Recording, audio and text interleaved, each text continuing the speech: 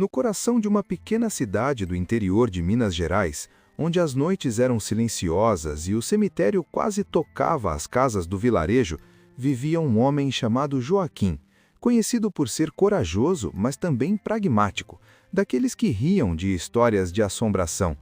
Ninguém jamais o ouviu falar sobre espíritos, sombras ou lendas antigas, até aquela noite fatídica. A lenda da mula sem cabeça, que muitos diziam não passar de história contada por avós para assustar crianças, estava prestes a se tornar a coisa mais real que ele já viveu. A lenda diz que a criatura surge nas noites de quinta para sexta, com chamas no lugar da cabeça e relinchos que mais parecem gritos humanos. Tudo começou quando a lua estava quase cheia.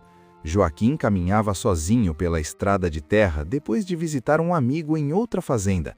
Era tarde, quase meia-noite, e o vento trazia um cheiro estranho, meio doce, meio sufocante, como se o ar estivesse queimando por dentro.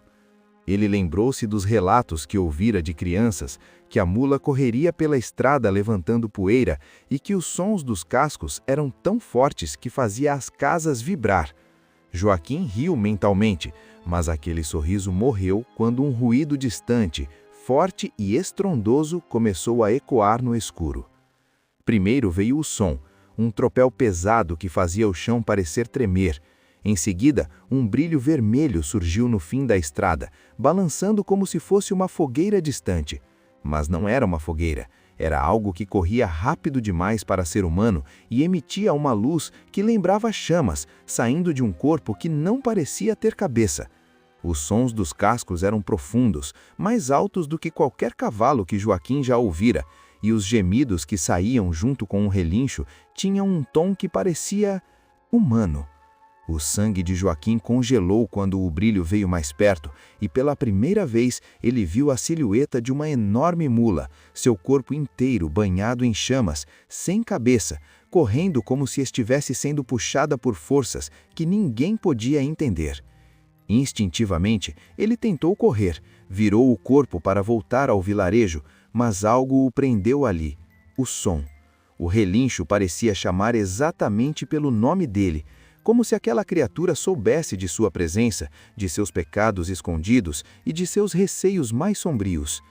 Cada passo da criatura no chão fazia um ruído ensurdecedor, como se o próprio inferno estivesse correndo atrás de Joaquim. Ele cobriu os ouvidos, mas o som cortante invadia seus pensamentos como um sussurro cruel que dizia: "Você não pode fugir."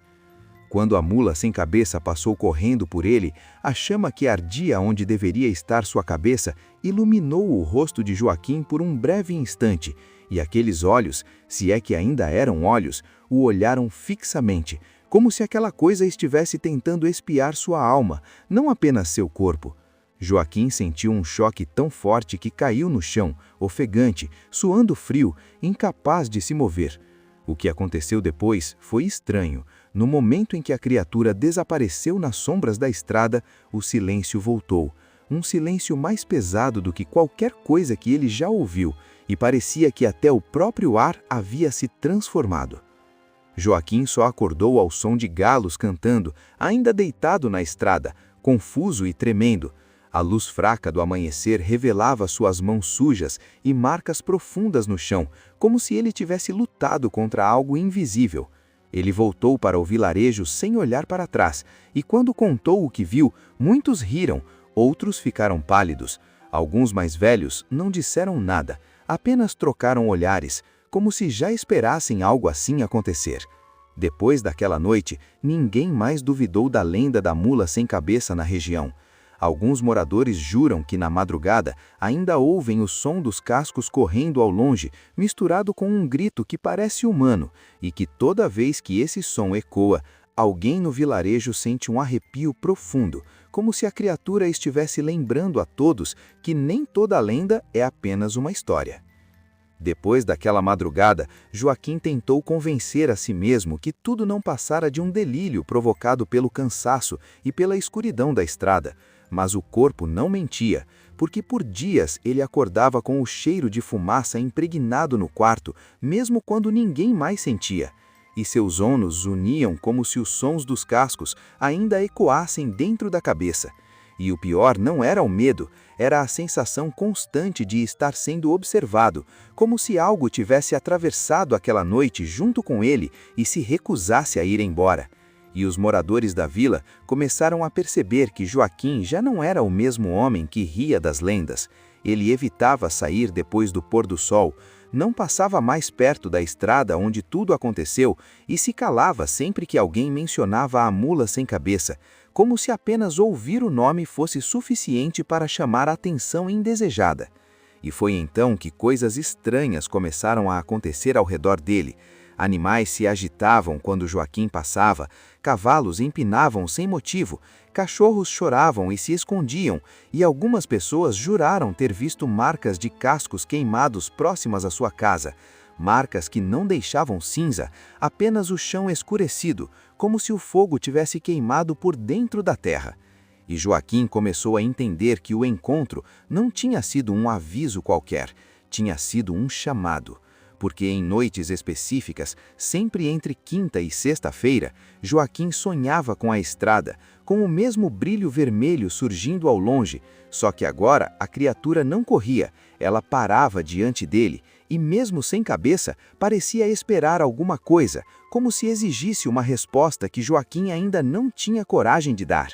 E esses sonhos vinham acompanhados de lembranças que ele passou a vida inteira enterrando, erros cometidos, palavras ditas no momento errado, promessas quebradas, uma traição antiga que Joaquim jamais confessou a ninguém. E cada vez que essas memórias vinham à tona, o cheiro de fumaça ficava mais forte, até que numa dessas noites ele acordou com o som claro de correntes arrastando do lado de fora da casa, não distante como antes, mas perto demais. E quando criou coragem de olhar pela janela, viu apenas o reflexo avermelhado tremendo no vidro, como se o fogo estivesse ali, mas se recusasse a se mostrar por completo. E naquele instante, Joaquim entendeu o que os mais velhos sempre disseram em tom baixo, que a mula sem cabeça não aparece duas vezes por acaso. Quando ela volta, é porque algo ficou pendente. E no dia seguinte, Joaquim procurou os antigos da vila, homens e mulheres que quase nunca falavam, mas que carregavam histórias demais para esquecer. E foi de uma senhora de mãos trêmulas que Joaquim ouviu a verdade mais assustadora, que existiam casos em que a mula não levava a pessoa na primeira aparição, porque nem toda culpa se revela no susto, algumas precisam ser arrancadas aos poucos, e que aqueles que continuavam vendo sinais acabavam enlouquecendo ou desaparecendo, porque se recusavam a enfrentar aquilo que a criatura vinha cobrar. E naquela mesma semana, outra pessoa da vila relatou ter ouvido os cascos durante a madrugada, só que dessa vez o som parou em frente à casa de Joaquim, e ninguém teve coragem de abrir a porta. E quando o dia amanheceu, encontraram marcas profundas no chão e o cheiro forte de queimado. Mas Joaquim estava vivo, abatido, com os olhos fundos e a voz quase inexistente, repetindo apenas uma frase, dizendo que ela não vinha para matar, vinha para lembrar, e que quanto mais ele tentava fugir do passado, mais o fogo chegava perto. E foi assim que Joaquim tomou a decisão que mudaria tudo. Ele disse que precisava voltar à estrada naquela mesma noite, sozinho, porque havia entendido que enquanto não encarasse a verdade até o fim, a mula sem cabeça não pararia. E ninguém conseguiu convencê-lo de que o contrário, porque no fundo, todos sabiam que aquela história já não era apenas uma lenda antiga, era algo vivo, circulando entre eles. E naquela noite, o vilarejo inteiro ficou em silêncio, esperando, enquanto Joaquim caminhava novamente pela estrada de terra, sentindo o ar esquentar aos poucos, ouvindo ao longe o som que já conhecia bem demais.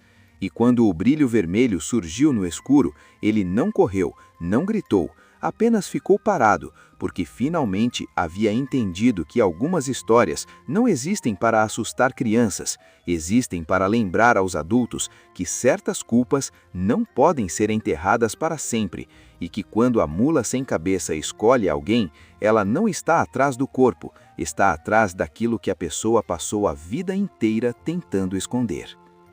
Se você quer mais histórias proibidas do folclore brasileiro, inscreva-se, porque a próxima lenda pode estar mais perto do que você imagina.